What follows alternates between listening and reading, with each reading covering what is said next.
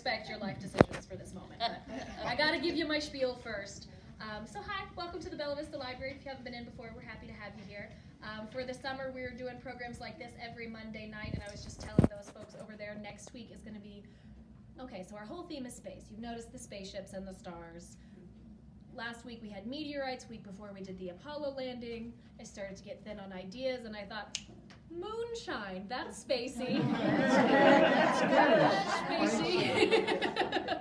And who doesn't want to hear about moonshine? And then next week we've got universal medicine, which one of the interpreters from Pea Ridge National Battlefield is going to be here to talk about what we used to use as medicine. And like he was saying, you know, it's 90% alcohol and cocaine, but that'll take care of your cough real quick. So we're doing these once every Monday night. So if you enjoy this, we'd love to have you back next week. So that's my spiel. Come see us again. Now let's learn about some moonshine. Susan. Right, thank you. I thought she was going to say that she was going toward moonshine is kind of like rocket fuel. Send you into orbit. So I like that. It's a good spin.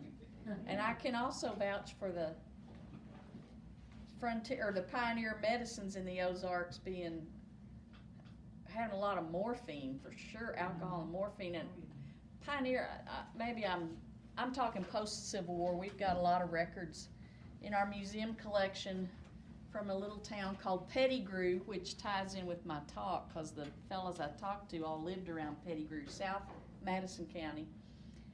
And we have a lot of information from a country doctor out there and lots of his prescriptions and his notes of seeing patients, and I mean every patient, he was given morphine. It's amazing how much morphine was dispensed. So, yeah. Light you up, or calm you down, yeah. But moonshine, when I was driving up here, I thought, and I just said this to my friend Woody, I've done this program 1,000,000 times. I've done it about 1,000 times here in Bella Vista. And people always come. There's always new people. Yeah, this is maybe the most... Well, this is how to make moonshine, right? No, I can't send you out of here with that, because then I would be liable for all that you might end up doing as a result of that. But this program I think it's probably the most requested. It would be between this one and my program on church history in the Ozarks. Now think about that a minute. Church history. Spirits, oh yeah, they're all spirits. Yeah, it does. It really is pretty interesting and does kind of sum up the Ozarks, because we have both.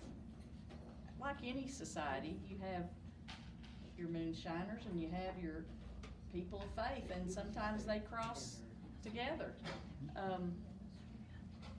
So that I'm just reflecting on that. I always love coming up here to Bella Vista, and I always tell y'all how much I love it. And I'll tell you my latest Bella Vista story. I was up here a couple of weeks ago doing a program at Concordia,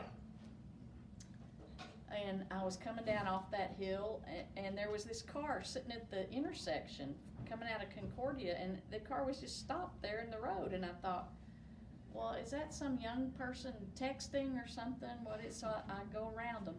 So as I was going around, I see the driver out of the side of my eye, and the driver's just doing this, flagging me down. So I stopped, and I rolled my window down, and it's a woman she's wearing like hospital scrubs, so she's someone that works at Concordia at the assisted living section, and she said, look over there, don't want you to miss that. There on the other side of the road, not as far as from me to you, were 3 little foxes. Oh. And I love foxes. It is such a treat when I see them. And I would have driven right by them.